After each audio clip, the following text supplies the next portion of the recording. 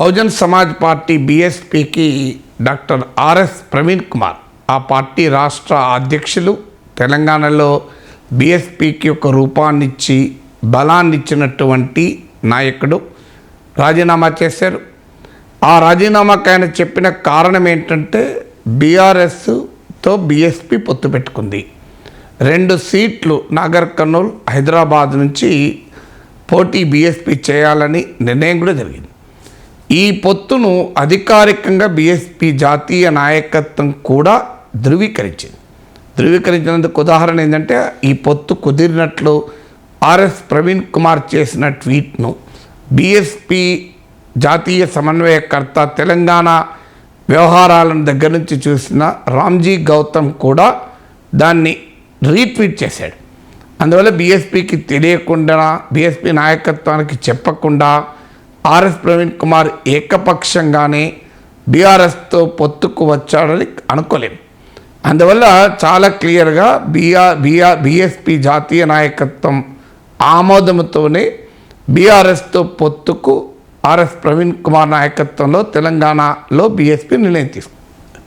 కారణాలు ఏమిటో తెలియదు కానీ ఆర్ఎస్ ప్రవీణ్ కుమార్ మీడియాతో చెప్పింది బీఆర్ఎస్తో పొత్తును రద్దు చేసుకోమని జాతీయ నాయకత్వం చెప్పింది. బీఆర్ఎస్తో పొత్తును రద్దు చేసుకుంటున్నట్లు తననే ప్రకటించమని ప్రెస్ కాన్ఫరెన్స్ పెట్టి అని కూడా బీఎస్పీ జాతీయ నాయకత్వం చెప్పినాక పొత్తు కుదిరాక పొత్తు ధర్మం ప్రకారం ఎన్ని ఒడిదుడుకులున్నా పనిచేయాలి తప్ప ఒకసారి మాట ఇచ్చి వెనక్కు పోకూడదు అనే నిర్ణయం తీసుకొని బీఎస్పీకి రాజీనామా చేస్తున్నట్లు ప్రకటించారు.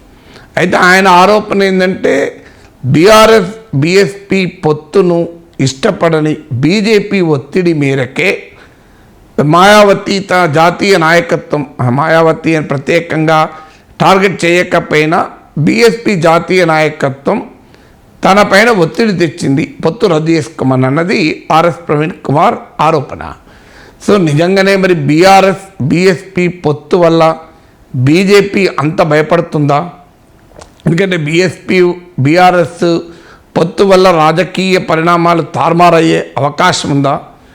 ఇక్కడ ప్రధానమైన పోటీ బీజేపీ వర్సెస్ బీఆర్ఎస్ కాదు. రాష్ట్రంలో పార్లమెంట్ ఎన్నికలకు ఏమైనా జరిగితే త్రిముఖ పోటీ ఉంటుంది, కాంగ్రెస్, బీజేపీ, బీఆర్ఎస్. కానీ రాజకీయ పరిశీలకులు ఎవరైనా చెప్పేది ఇది కాంగ్రెస్ వర్సెస్ బీజేపీ ఎక్కువ నియోజకవర్గాల్లో ఉండే అవకాశం కూడా కనబడుతుంది. కొన్ని నియోజకవర్గాల్లో కాంగ్రెస్ వర్సెస్ బీఆర్ఎస్ ఉండొచ్చు, కొన్ని నియోజకవర్గాల్లో కాంగ్రెస్ వర్సెస్ బీజేపీ ఉండొచ్చు. కానీ కాంగ్రెస్ పోటీలో లేకుండా పూర్తిగా బీజేపీ వర్సెస్ బీఆర్ఎస్గానే పోటీ ఉండడం చాలా తక్కువ అవకాశాలు ఉన్నాయి. అలాంటి సమయంలో బీఎస్పీ బీఆర్ఎస్ల పొత్తు పైన కాంగ్రెస్కు లేని టెన్షన్ బీజేపీకి ఉంటుందా? దాంతోనే బీజేపీ ఏదో ఓడిపోతుందని భయపడుతుందా అనే ప్రశ్న ఉత్పన్నమవుతుంది. బీజేపీ ఒత్తిడి మేరకే, బీజేపీ ప్రెషర్ మేరకి మా పొత్తును రద్దు చేసుకోమని మా పార్టీ జాతీయ నాయకత్వం చెప్పిందని ప్రవీణ్ కుమార్ ఇచ్చిన వివరణ పైన ఒక అనుమానం అయితే కలగకపోదు. ఇక ఆయన ఇంకో అంశం కూడా చెప్పాడు. అంటే 2 అంశాలు చెప్పాడు. ఒకటి, బహుజనవాదానికి తాను కట్టుబడి ఉంటాను, కాన్షీరామ్ ఆశయాలకు కట్టుబడి ఉంటాను అన్నాడు. మాయావతి పట్ల కూడా నేమీ తీవ్ర విమర్శలు చేయలేదు, గౌరవాన్ని ప్రకటించారు. అదే సమయంలో కేసీఆర్తో కలిసి నడిచేందుకే బీఎస్పీకి రాజీనామా చేస్తున్నాను అని ప్రకటించాడు. కేసీఆర్తో కలిసి నడవడం అంటే ఏమిటి? తెలంగాణలో దళిత బహుజనుల కొరకు ఆర్ఎస్ ప్రవీణ్ కుమార్ వేరే పార్టీ పెడతాడా? బీఎస్పీ నుంచి బయటకు వచ్చి వేరే పార్టీ పెట్టి బీఆర్ఎస్తో పొత్తులో నాగర్ కర్నూల్ హైదరాబాద్ సీట్లకు పోటీ చేస్తారా? లేదా కేసీఆర్తో కలిసి నడిచేందుకు బీఆర్ఎస్లోనే చేరుతారా అన్నది ఇప్పుడు ప్రశ్న. బహుజనవాదం పట్ల, బహుజన బిడ్డల ప్రయోజనాల పట్ల ఆర్ఎస్ ప్రవీణ్ కుమార్కున్న నిబద్ధతను బహుశా ఎవరు ప్రశ్నించాలనుకుంటాను. నాకు కూడా వ్యక్తిగతంగా తెలుసు. అందువల్ల ఆర్ఎస్ ప్రవీణ్ కుమార్ ముఖ్యంగా గురుకుల వ్యవస్థలో ఆయన చేసిన కృషి, బహుజనులు, దళితులు, వీరు సామాజిక ఆర్థిక అణచివేత అసమానతల నుంచి బయటపడటానికి నాణ్యత కలిగిన, ప్రమాణాలు కలిగిన ప్రభుత్వ విద్య ఒక్కటే మార్గము అని నమ్మి ఆ రంగంలో విశేషమైన ఫలితాలు సాధించిన వ్యక్తి. అందుకే తెలంగాణలో బీఎస్పీ అంటే ఏముంది, ఏమీ లేని బీఎస్పీకి ఒక గుర్తింపు తెచ్చి ఆయన స్వయంగా పోటీ చేసి వేల సంఖ్యలో ఓట్లు తెచ్చుకొని ఒక రాష్ట్రంలో కనీసం బీఎస్పీని ఒక చర్చనీయాంశంగా తీసుకొచ్చింది ఆర్ఎస్ ప్రవీణ్ కుమార్. ఇవాళ బీఆర్ఎస్ గతంలో వామపక్ష పార్టీలకు 2 ఎమ్మెల్యే సీట్లు ఇవ్వడానికి వెనకాడిన బీఆర్ఎస్ ఇవాళ ఓటమి తర్వాత బీఎస్పీకి 2 ఎంపీ సీట్లు ఇవ్వడానికి కూడా ముందుకొచ్చింది. అందువల్ల తెలంగాణలో మాయావతి బీఎస్పీ ఏమీ లేదు, ఉన్నదల్లా ఏమైనా ఉంటే ఆర్ఎస్ ప్రవీణ్ కుమారే.